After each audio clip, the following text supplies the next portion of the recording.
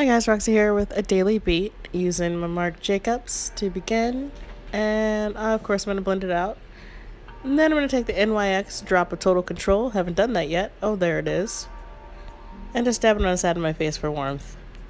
Now I'm going to take my Wet n Wild cushion for dark circles and dab it underneath the eyes, so fun.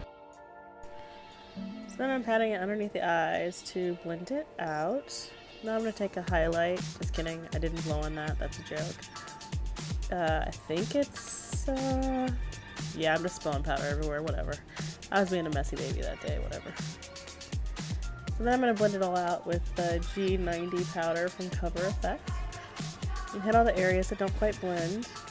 Going in with the contour, of course, with the Urban Decay Shade Stir. I think that's what it's called. It might be a shade stir. Snatching the nose. Of course, my contour, because I have a contour problem. And now the highlight. And it's a pearl, girl.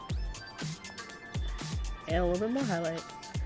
And some black liner, because it makes everything look ever so nice in this sunset eye look I'm doing. And I love this mascara from L'Oreal Superstar. It's 2 parts, primer and mascara. Get some. If you haven't got it, go get it. I'm done. Nope, no I'm not. I decided to do lips today. I know, you were waiting for it. And I happen to have it. So there, boom. These are 2 different colors. I'm not really sure of the brand, but I want to say it's Physician Formula. I'm not sure. I'll put it in the bio. Not bio, what is the description? Blot it out because it's matte and it stays all day. Uh-oh, I sense a final look coming.